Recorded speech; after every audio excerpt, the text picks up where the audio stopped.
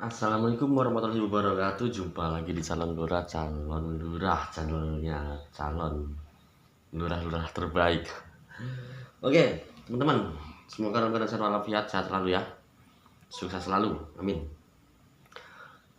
Waktu lalu adanya aksi penolakan dari revisi Undang-Undang TNI dan mengapa sangat mengkhawatirkan, jadi menimbulkan banyak demo-demo di beberapa daerah. Jadi apa saja sih poinnya? Membahayakan tidak sih untuk masyarakat?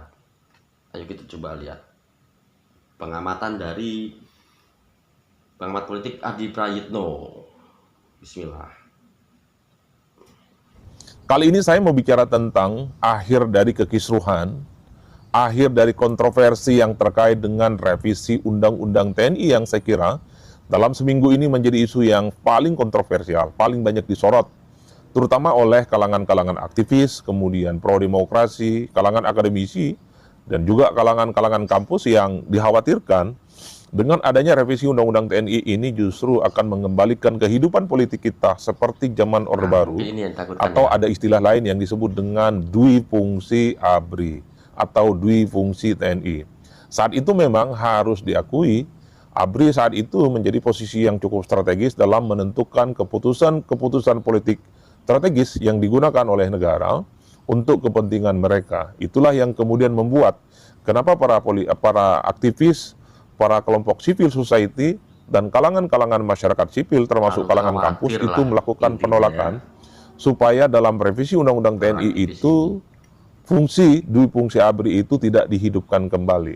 Tapi kalau kita saksikan sehari dua hari ini, ternyata semua yang terkait dengan revisi Undang-Undang TNI itu sudah selesai, dan mari kita bahas satu persatu. Pertama, ternyata yang dibahas oleh DPR RI, Komisi 1, terkait dengan revisi Undang-Undang TNI itu hanyalah 3 pasal. Pertama, yaitu pasal 3 mengenai kedudukan TNI. Kalau kita mengacu pada pasal 3 ayat 1 soal kedudukan TNI, ini tentu penggunaan kekuatan militer itu tetap di bawah presiden. Ini menunjukkan bahwa memang ini tidak ada perubahan apapun yang cukup signifikan. Bahwa posisi TNI di negara kita ini tetaplah berada di bawah kekuasaan Presiden Republik Indonesia. Itu pasal yang kemudian dibahas dalam revisi Undang-Undang TNI. Tidak ada perubahan apapun yang cukup signifikan, dan ini sesuai dengan TAP MPR nomor 6 dan nomor 7 tahun 2000 kalau tidak salah, di mana kedudukan mereka, TNI ataupun ABRI itu berada di bawah Presiden. Itu pasal pertama yang kemudian dihasilkan dalam rapat revisi Undang-Undang TNI. Yang kedua kemudian terkait dengan pasal 53 soal usia pensiun. Jadi usia pensiun yang kemudian dibahas di Komisi 1 DPR RI itu di kisaran antara 55 hingga 62 tahun. Itulah yang kemudian membuat bagaimana pasal yang kedua yang dibahas dalam revisi Undang-Undang TNI ini sebenarnya tidak ada yang kemudian menimbulkan kontroversi dan keanehan-keanehan apapun.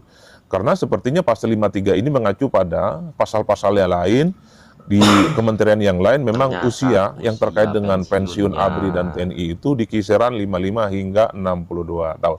Nah, pasal yang ketiga nih yang paling selama ini dicurigai soal potensi yang dikhawatirkan akan kembalinya dui fungsi ABRI. Pasal ketiga yang dibahas dalam revisi Undang-Undang TNI itu adalah pasal 47 soal bagaimana posisi prajurit ya untuk menempati posisi-posisi di kementerian ataupun lembaga. Pasal 47 ayat 1 disebutkan bahwa prajurit aktif itu bisa menempati posisi-posisi kementerian dan lembaga. Kalau sebelum direvisi itu ada 10 kementerian dan lembaga yang boleh ditempati, tapi setelah direvisi ada 16 kementerian dan lembaga yang kemudian bisa ditempati oleh prajurit-prajurit aktif. Kabar baiknya, di pasal 47 ayat 2 itu disebutkan.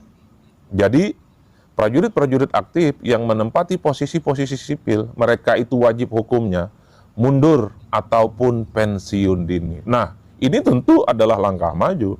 Karena memang selama ini yang diinginkan oleh publik ketika tentara aktif kemudian mendapatkan posisi-posisi strategis di posisi-posisi sipil misalnya, memang diwajibkan untuk mundur ataupun pensiun dini. Jadi ketika kita mendengarkan pernyataan dari pimpinan-pimpinan DPR, di mana dalam pasal 47 ayat 2, di mana ketika prajurit aktif, tentara aktif menempati posisi sipil, maka memang diwajibkan untuk mundur ataupun pensiun dini. Saya kira ini adalah satu langkah yang kemudian menjadi sesuatu hal yang maju, sehingga kekhawatiran-kekhawatiran yang selama ini dimunculkan oleh kalangan-kalangan aktivis, alhamdulillah sudah mulai terjawab. Artinya apa? Jikapun ada posisi-posisi yang ditempati oleh tentara aktif, baik itu di kementerian, mungkin juga di lembaga ataupun di posisi-posisi sipil, per hari ini untuk di masa-masa yang akan datang, pastinya tentara aktif itu yang bersangkutan pensiun dini ataupun pengunduran diri. Itulah yang saya sebut sebagai poin pertama, bahwa semuanya sudah clear, semua sudah transparan, bahwa sebenarnya revisi yang terkait dengan Undang-Undang TNI hanya membahas 3 pasal. Dan ujung dari 3 pasal ini sebenarnya apakah TNI ataupun tentara aktif ketika menempati posisi sipil, dia mundur atau tidak. Ternyata dalam revisi Undang-Undang ini, wajib hukumnya TNI dan tentara aktif yang menempati posisi sipil, dia harus mundur ataupun pensiun dini. Saya kira sudah clear.